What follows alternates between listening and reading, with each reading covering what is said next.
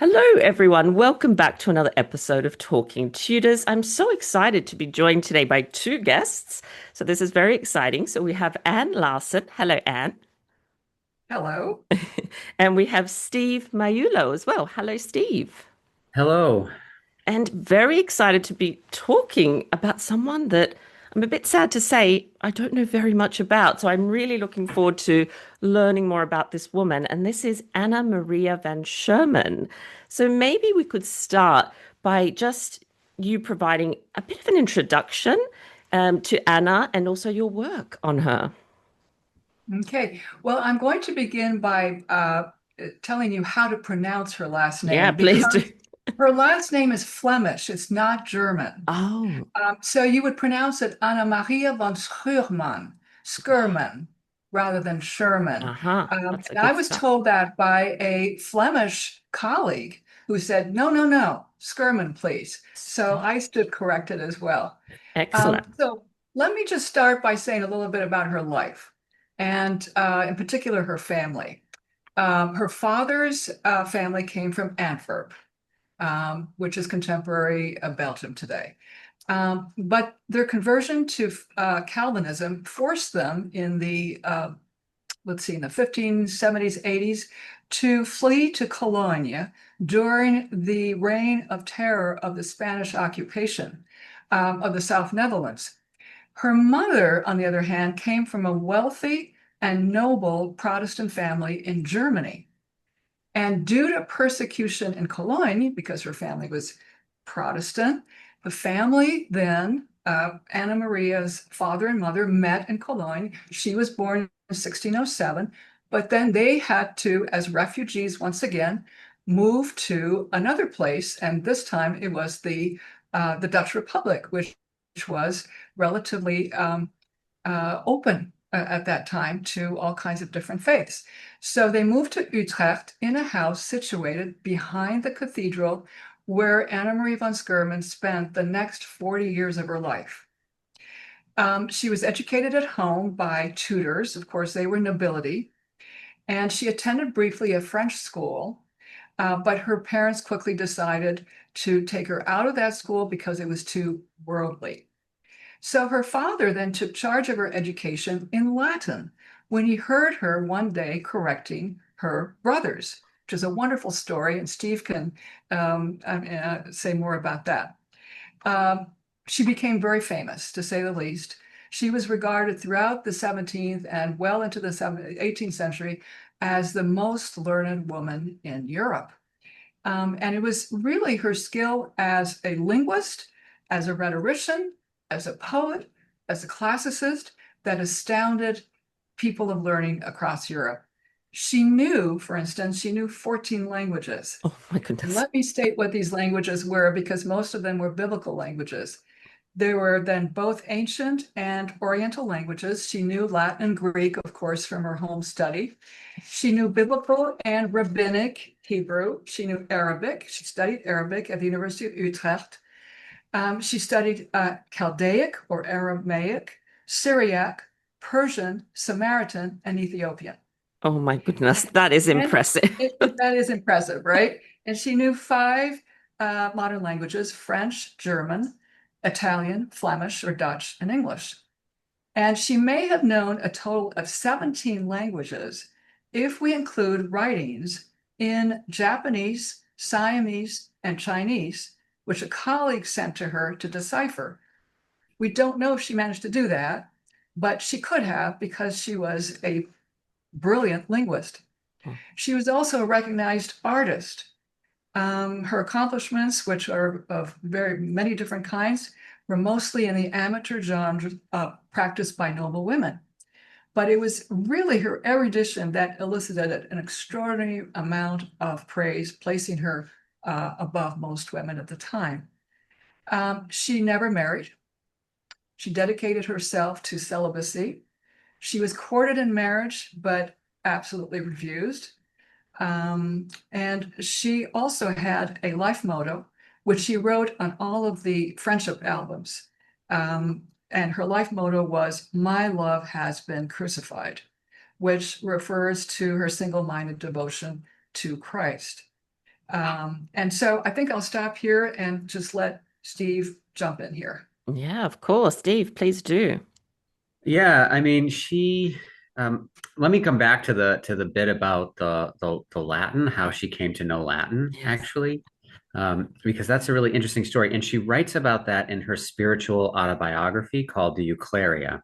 It's in the second chapter, and she's describing a time when she was 11 years old, and she's practicing languages with her father, and her father is dictating Latin to her brothers, one of whom was older and the other was younger, and oh, no, both older, right? 2 years and 4 years, right? And Yes, that's right. That's right, correct. two, right, um, and practicing conversational French with her, and it just so happened that her brothers were getting some of the questions wrong, or they forgot certain things, and she began to prompt them in with the right answers.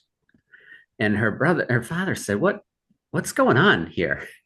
And from that moment forward, realized that he had quite a special daughter, and began to educate her in Latin. Um, in a pretty exciting way that would ultimately change her life, because kind of what that means is she can enter into spaces that are not normally allowable for women, right? Enter the Republic of Letters, begin exploring questions of theology. So it really was really the pivotal point, I think, because into her life and the beginning of her life as a scholar. It's incredibly impressive, and I must say, really inspiring because I'm studying Latin myself and I needed some inspiration. I don't think I'll ever get to 17 languages, but I'd be happy just to be able to read and translate well myself. So it'd be really interesting to hear a little bit about your journey and maybe what actually sparked your interest in her life and her work, and also what it's like, what that journey's been like in becoming sort of experts on her story as well. Mhm. Well, I'll start out. So I first heard about her from Joyce Irwin. Joyce Irwin was teaching at the time at Colgate University, which is where I was teaching. And she was working on an edition and translation of von Schurman's Latin disputation or treatise and letters on women's education, and which since then became her wonderful book called Whether a Christian Woman Should Be Educated, and other writings from her intellectual circle, which I have here, which was an incredibly important book. It was published in 1998. Joyce was the first one to translate von Schurman into English. So she opened the doors then to the Anglo American critics who were then able to access her work. Um, and so I heard about her and I said, okay, this woman is really amazing. I'll see if I can someday approach her. Because at the time I was working on Renaissance women writers of France. I'm a professor of French. And so when a colleague invited me to do a critical edition of A Learned Woman for a series that she was directing, I proposed editing von Schurman's letters on the education of women, which had been translated in 1646. So I thought that was a perfect subject to do. But I set to work and only to find out that someone else had produced for the same editor an edition of von Schurman's French letters. I was too slow at it. And this other person took over. And then I decided to write instead an intellectual biography of her.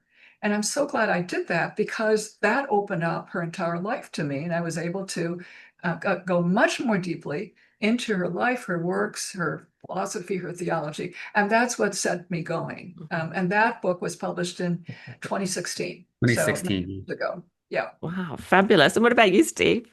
So my story begins with Anne. I began working as a professor of classics at Hope College, where Anne was teaching, and she came into my office one day while she was working on this book, and she brought in a series of letters that were written by von Schurman, and she said, "Can you help me translate these?" And I said, sure, I don't know much about this, but I'd be happy to give it a shot. And she brought in handwritten letters. I mean, they weren't the original. They Yeah. were copies of her handwritten letters, and I was just stunned because I'm a classicist. Everything I have, it's very rare to read the handwriting of the person whose text you are reading. And as we were reading them, the Latin was really interesting and it was challenging because these we're reading von Schurman's letters, but you're only hearing for most of these one half of the conversation because we don't have the original letter that prompted the one that she's responding Yeah. to, or we don't have the response. So it's like listening to only one half of a phone conversation. So the Latin was challenging. It was a new world for me. That the texts were really interesting. And so I turned to Anne at one point and I said, "We have to publish these." Because as we were reading them, I was seeing a female intellectual who was entering male spaces, hearing about political turmoil. She was talking about her art. She was engaging in wordplay laden poetic exchanges. She got defensive of her friends and actually quite belligerent in defense of her friends, and especially her covenant father, Andre Rivet. Um, she's funny and clever, and I just thought, well, yeah, Yeah. let's spend some time with these. Yeah. Oh, what a wonderful story. I love how that all came about. And so maybe you could comment on why you think her work, obviously, the woman lived hundreds of years ago, why you think her work is actually still relevant today. Well, the first thing, of course, is that she defended the education of women and the higher studies of women. She was very fortunate and blessed to meet in Utrecht a person who became her main professor. He was right around the corner from where she lived. He already knew her mother and her aunts. And so he got to know her and he realized what an extraordinary Latinist she was. And so he invited her into his privatissima, which are the private lessons held in the home of a professor for very favored students. So she then, in 1634, she's in her early 30s, late 20s, becomes his student. So 2 years later, when the University of Utrecht is founded, he turns to her to write the traditional ode on the inauguration of a university. And she performs. She does this marvelous Latin ode, and it becomes quickly published. And it is disseminated not only through the Republic of Letters, I mean, the Dutch Republic, but the entire Republic of Letters. So her fame becomes, she's overnight, she's famous. And then she becomes a tourist attraction. So people are coming to see her from all over Europe. So first of all, then the education of women, that she became, and then she became a student there in the auditorium. She was hidden in a closet-like space so that the students, the male students, would not be ogling her all the time. Everybody knew, even Descartes, who was living in the Netherlands at the time, knew that she was there, and he joked about it. With one of his professor disciples at Utrecht. He said, if you ever need any help, just let me hide in the tribune where Anna Maria van Schurman is hiding, and I'll help you from there. Whispering the answers, I guess. So first of all, education of women. The second thing that I'd like to address is why it's a matter of her relative obscurity Mhm. over 3.5 centuries. And I like to state that it's only been in the last 40 years that she's been rediscovered, thanks in part, of course, to Joyce Irwin, who started that, but also to other Dutch women, such as Pieter van Beek, who is the doyen of Utrecht Van Schurman studies. But the reason for that, I believe, is that in 1669, she's 62 years old. She's almost at the end of her life, and she does something momentous. She shocks the international community of Savance by doing what was then considered unthinkable. She left the Dutch Reformed Church, to which she had belonged all her life, but with which she was extremely dissatisfied and disillusioned for its lack of piety, its lack of a living faith. People simply went to church, and she was very pietistic. Remember, she came from a family of refugees who had to run for their lives because of their religious convictions. And she joins then a separatist household founded by an extremely controversial person, a charismatic man by the name of Jean de Labadie, who was a defrocked French Jesuit priest before he converted to Calvinism. He had arrived in the Netherlands and he became a minister at the Walloon Church in Middelburg. She was instrumental in bringing him there because her brother met him in Geneva, where he was preaching, and invited him to come to the Netherlands, saying, "We need you to reform the Dutch Reformed Church." So but she gave up. She tried for 10 years to reform the church with other ministers, but to no avail. And she finally decided to, at that point in her life, to join this community of men and women living together,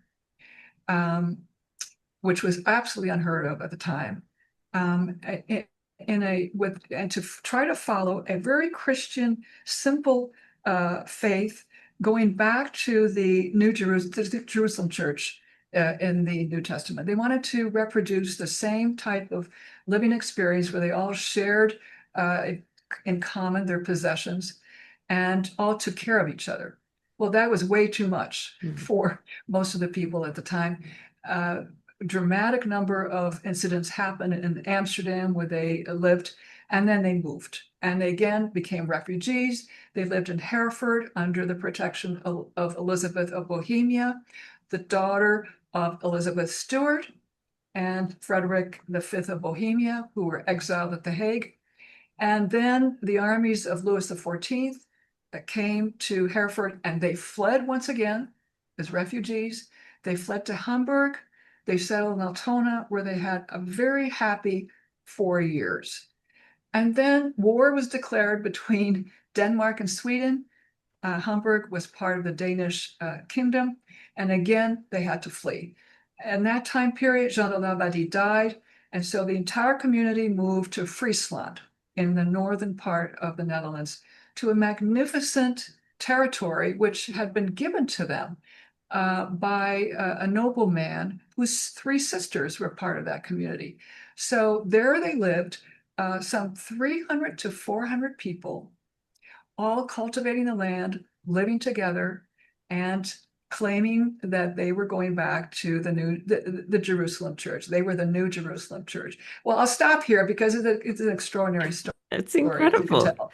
Steve, Yeah. did you want to add anything to that about the relevance of her work? Yeah, I mean, what I'm gonna tell you is maybe a little bit less scholarly, but I think it's important nonetheless. So as we were translating von Schurman back in 2016 or so, the Me Too movement was happening, and we were translating an exchange between 2 Dutch poets, Caspar Barlius and Constantine Huygens. I'm actually going to read an excerpt Yeah, of please. this for you, because it's astounding the way that these 2 male poets in an exchange of poetry were talking about von Schurman as they themselves were writing to her. So they're talking to each other about their correspondence with her. She is, of course, a virgin, as Anne has said. She promised her father that she would never marry, and kept that promise. But the way that they're talking about her, they're sexualizing her in a way that is quite troubling. So this is Huygens, who's writing to Barlius in January of 1635. This is the poem that he writes. A new pleasure grabs me now, Barlius, though I am no bigamist. Huygens was married to another person at the time. Do you forgive me? I have a thing going with this virgin, something that you are going to love and not censure. Our intercourse occurs long distance, and each of us is a parent bearing fruitful offspring. It's this over sexualized language about the exchange of poems and letters that they have with one another. That is quite disturbing, isn't it? You haven't heard Barlius's Oh, I response haven't yet. heard the response. Oh gosh. So, and here's how Barlius responds. I do not begrudge you, my Constantine, that you have something going with that illustrious virgin of yours. I myself, though, am no violator of love. Once upon a time, I too had something going with this very same virgin. Behold, your Barlius has beat you to the love punch, and Anna was mine so many harvests ago. Too late. You got to Anna far too late. My libido was pricked ahead of yours. It actually gets worse from there. In the time when we were reading this and we were thinking about sort of the experience of women in the workplace, Mm. I was reading this exchange where men were talking about von Schurman as she was entering a male dominated space. Yeah. And so the relevance of her experience, I Mm. think, still holds in ways that are troubling. Yeah, absolutely. That is really disturbing. I don't know what comes after that, but that was, yeah, that was a lot. So let's talk a little bit about her writing because I just want to get more of a sense of her as well. So, in terms of her writing, which or what sort of writing stands out as compelling to you or surprising? And what do they tell us about the time in which she lived? You've already given us some examples there, but what else do they tell us about the time in which she lived and about her as well? Well, let me just read a little bit about her correspondence Yeah. with her, whom she called her Père d'Alliance, her covenant father, André Rivet, whom she heard preach in The Hague, The Hague, when she was 14 years old. And she was very, very struck by him. And it was 10 years later when her brother was studying at Leiden, and Rivet was one of her brother's professors, that she was introduced to Rivet, and he took her under his wings. I mean, in those days, you had to be sponsored by a male authority in order to enter into conversation with these people. And so she wrote a series of letters to him, two letters, in fact. She had a correspondence with him, in which she basically argued that it was a woman's moral duty to study and make the best of their leisure to avoid, she said, idleness and vice, and especially to gain a better understanding of theology. Theology was her passion. It had always been her passion. Um, and she argued also that women should study the entire encyclopedia. And what I mean by the entire encyclopedia, and those are her words Wow. in her letter with Rivet, the natural sciences of cosmology, medicine, natural philosophy, as well, get this, as law and military science. The last two, she said, were not absolutely essential for women, but she did not want to cut them off from women's knowledge as well. And she basically invokes Aristotle's metaphysics. Of course, she was a thorough classicist, knew exactly who to draw in. Aristotle, who says all humans desire naturally to know. Okay, so it's on the basis of that. All humans, being women as well, she argues very philosophically, they should be able to know this as well. To Rivet, who argued, on the other hand, and I'm quoting him here in our translation, quote, it may suffice if some women and girls who are called to it by a special inspiration from time to time stand out. In other words, the exception to the rule, right? Let's Yeah, not yeah. go for the new. One is more than enough, basically. She says this, quote, an enormous admiration for the sciences or even the equity of common law moves me not to consider as rare in our sex what all human beings find worthy to know. For since wisdom is such an adornment of the human race that it ought rightly to be extended to every single person, as far as one's lot in life allows it, I indeed don't know why this most beautiful adornment of all is not fitting for a young woman, to whom we give permission to diligently look after and beautify herself. So women are told to beautify themselves. Let's start telling them that they can also study Mhm. and adorn their minds instead of simply their bodies. So you see how direct she was with no less than a person who was like 30 years older than she was. He was her mentor. Um, and then she goes on the attack even further. She was a beautiful polemicist as well. She says, but it is usually objected that sewing with a needle and spinning the distaff constitute an ample enough school for women. But those among us who seek the voice of reason and not of received custom reject this rule.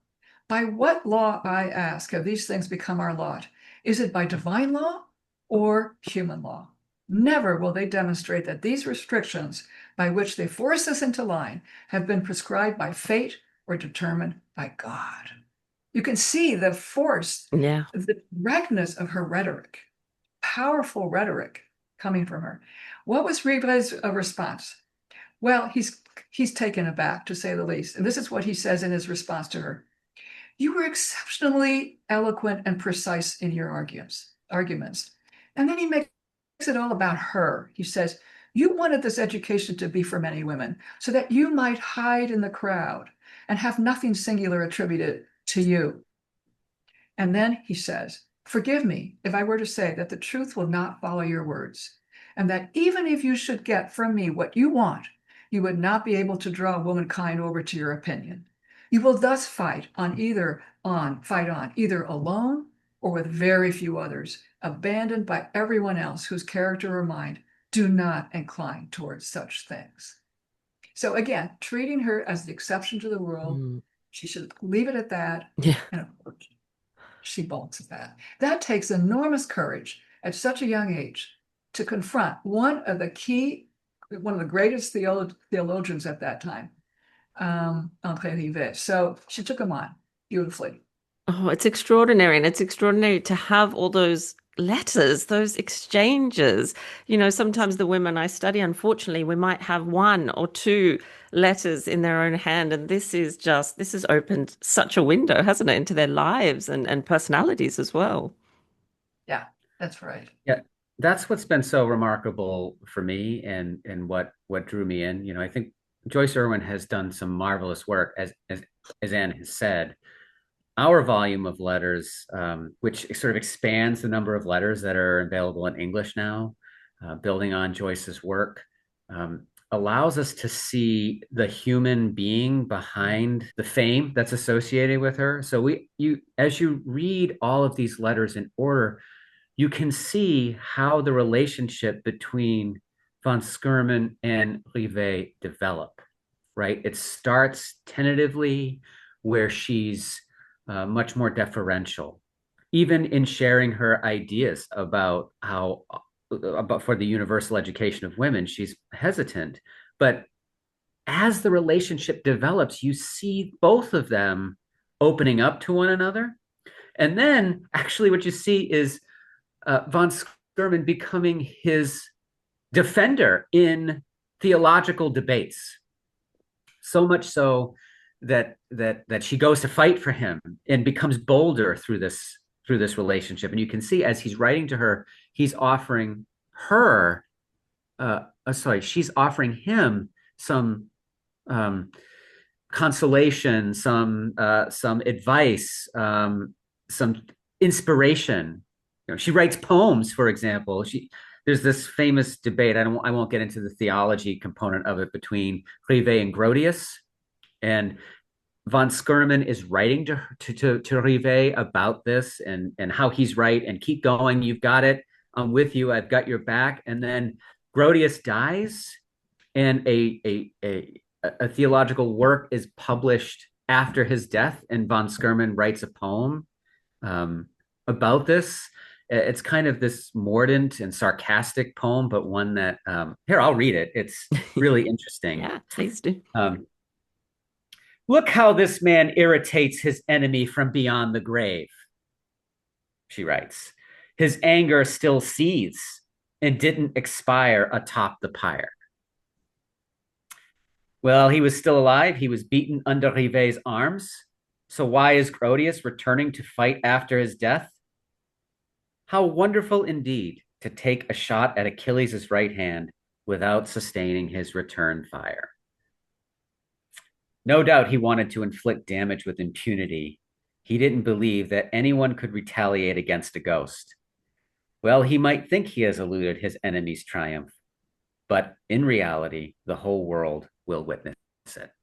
And so she writes this. It's an undated poem, but it's about this event, right? And she's stepping into this theological space. And so it's interesting because to Rivet, she's engaged in discussions about theology and her art.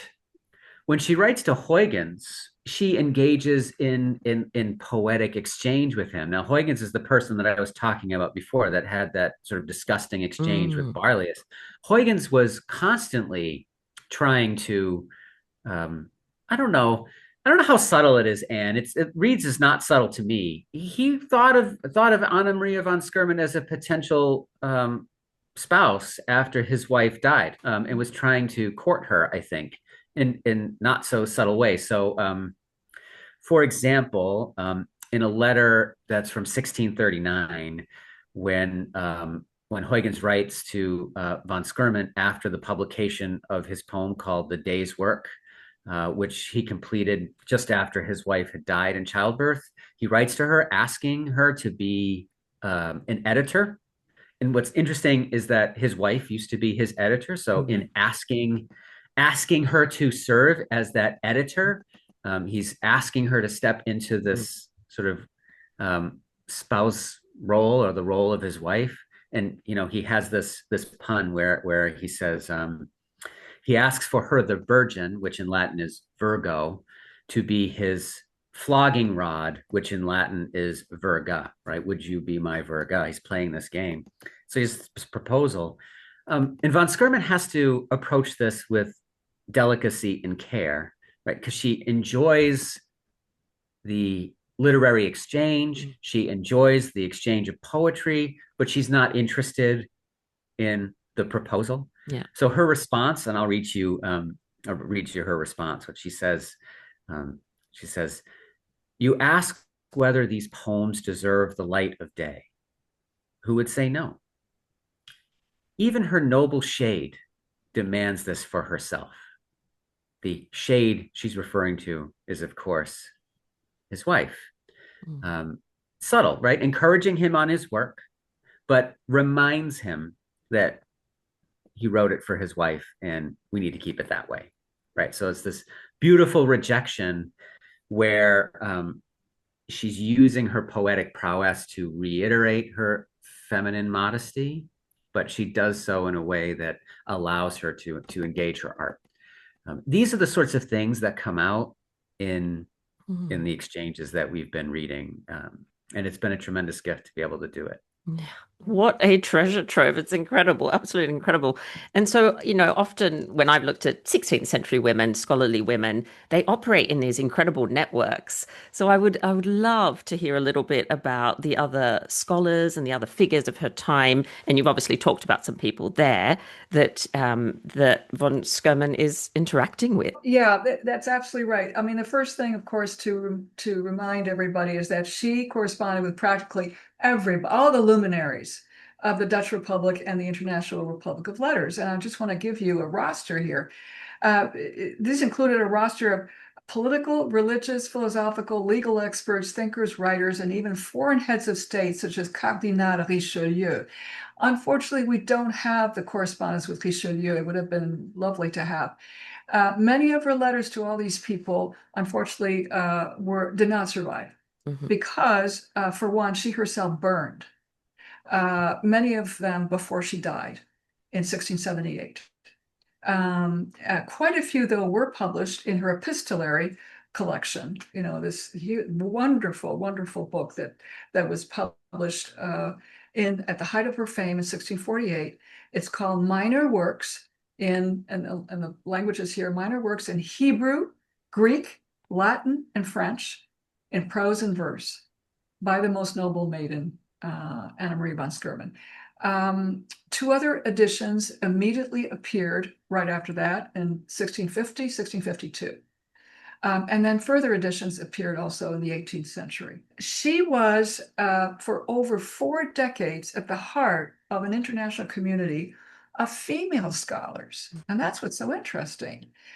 Carol Pell has written a wonderful book called Republic of Women, Rethinking the Republic of Letters in the 17th Century, which was published in 2012 from Cambridge. These female scholars included people like the Cartesian philosopher and Princess Elizabeth of Bohemia, who corresponded with Descartes and whose correspondence has been published in the Other Voice series. The English educator Bathsheba Macon, who was an educator at the court of Charles I, who educated his daughter, Elizabeth. She also corresponded with the Anglo-Irish religious reformer, Lady Dorothy More, Moore, and her niece, Catherine Jones, Lady Ranelagh, who was the sister of the English philosopher Robert Boyle. So just to tell you a little bit about the people she corresponded with, the German pietist Johanna von Maiullo, whom she very much influenced. Parenthetically, von Schurman was very influential on the German pietism movement. And that's a whole other story. She corresponded with the French feminist Marie de Gournay, who wrote this wonderful book called The Equality of Men and Women, the first to argue in print for the equality of men and women.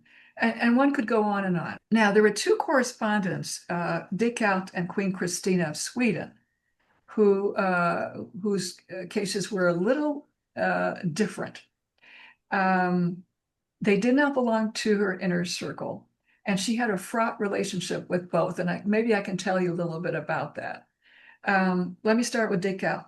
Descartes lived for about 20 years in the Netherlands, and he came to Utrecht to visit one of his disciples, who was a professor there. And von Schurman took the opportunity to go visit him when he was in Utrecht. But she was very perturbed by what he told her, and she reported this in a letter to her mentor, André Rivet. And I want to read how she put it, how she estimated what she had heard from Descartes. Quote, "He is a man of tremendous, or rather, as they say, unheard of erudition.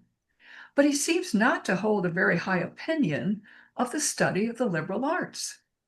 He says that none of these add anything to true knowledge, and that he is forging another path by which knowledge could be reached much more quickly and certainly." And of course, we know what that's about. He was very critical of the university studies and scholasticism and so forth. And that's quite a summary, quite a pithy summary of Descartes' position, I think. Soon after, Descartes got into a raging conflict with Voetius, her other professor at Utrecht, and the conservative professorial wing of the university. It's, I think, important to say that she didn't wholly reject Descartes. She did accept some of his ideas, one of them being the rejection of customs, preventing the use of reason. So that was really interesting. The only thing I would mention about Descartes, Yeah. and is this in Yvonne's biography of her, where Descartes shows up and sort of teases her about reading Hebrew? Yes, absolutely. She was studying the book of Genesis in Hebrew, and he came to visit her before going to the court of Christina of Sweden. This was 1649. He was on his way to Sweden, and he stops off to see her. And he sees this big, Bible with the Hebrew, and he says, why are you studying this book of Genesis and Hebrew? And he thought it was a complete total waste of her time. She was so offended that she vowed she would never, ever talk to him again because he so offended her. So anyway, and then he Oh, took that's a off good to, story. yeah. I like that. I love that's amazing to have those stories. And so, a lot of the people listening and watching, this may be the first time they've encountered this incredible, magnificent woman. So, what are the sort of key takeaways that you would love people to take away from this? Why don't you go ahead, Steve? I have three takeaways, but I know you've got some wonderful ones too. I mean, one of the things that I would say is she has a remarkable life story. She is someone for me that was principled and really wasn't afraid to stand up for what she believes in. We see that throughout her correspondence. And we actually see that toward the end of her life as well. I mean, at the end of her life, she disavows, well, sort of. Anne and I are working on something where we're not really sure how strong that disavowal really is, but at least she disavows ostensibly all this study and the public life of professors and theologians, and she disavows it and then enters this communal life as Anne was talking about, and she is so committed to the things that she believes in. She will write about it, argue for it, in a way that is that's pretty compelling and remarkable. Would also say that given the extent of the correspondence that we have, we can see her in a three-dimensional way. But one must be to be careful not to read too much into that, right? Just because these are personal correspondence Yeah, doesn't necessarily mean it's not a self-construction. So I just of course. want to add that little caveat Hmm. to the work. But given that we have so much, there is a lot here for us to dig into. So those would be two things that I would say. And Thank you. Yeah, I would totally agree with you, Steve, on what you said. And I think three main takeaways, as we said, first of all, the advancement of women's education, Yes. enormous at that time. And she influenced quite a few women after her. Bathsheba Macon, Dorothy Moore, Marie Dumoulin, her covenant sister, the Queen of Poland who came by and visited her and talked about the education of women, Hannah Woolley, an English school teacher. She believed in the equality of the sexes. She was egalitarian, but interestingly enough, once she went into this communal life in this community, she did not argue for the equality of men and women in that community. For her, what was so much more important was the spiritual life that they had as a community. The men, of course, were the ones who spoke. They were the speaking brothers, and the women were the translators. So it's an interesting way of dividing up the work, the intellectual work. They translated all the sermons into various languages, into German, into Dutch, because most of the key language in that community was French. Right. Quite a few of the women were upper class. They had been educated in French in the Netherlands. And so Labadie, of course, spoke French, and Anna Maria spoke French as well. The second thing is she was foremost a theologian at a time when theology was simply off bounds to women. And as Peter von Beek has mentioned, she wrote commentaries not now lost on the New Testament, on the Church Fathers. She wrote a metaphysical treatise on God as the prime mover, again lost. So many of her commentaries were lost. And the third thing is she was at heart, I would say, a proto-feminist. She took enormous interest in the academic and artistic pursuits of her female contemporaries. In all of her letters, she writes to her male correspondents, and she always asks about the women in the family. So how's your daughter doing? What is she learning? What kind of art is she practicing? So she's very interested in that. We see her love for these women really come through in these letters. And so those are the three takeaways. She was enormously influential for the education of women. She was a theologian. She was a proto-feminist. Yeah, you've certainly given us a lot to think about, and I'm sure that people would love to learn a little bit more, delve a little bit deeper into her story. So, where could listeners go if they want to find out a little bit more? Okay, well, the two sources, Project Vox at Duke University. It's an online resource which was launched in 2015 that features the works, the lives, the writings of philosophers, women philosophers of the early modern period. There are quite a few women philosophers now on that site, including the von Schurman entry. It's very extensive. It includes also interchange with various professors across the country who want to use materials and so forth.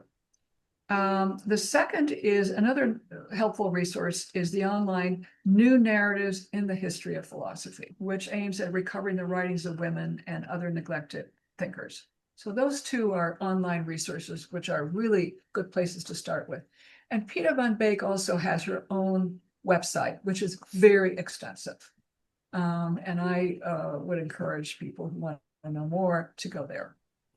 Fabulous. Well, that sounds like you've given us lots to look into, and I will add links to those that you've mentioned in our show notes and to, of course, your work as well.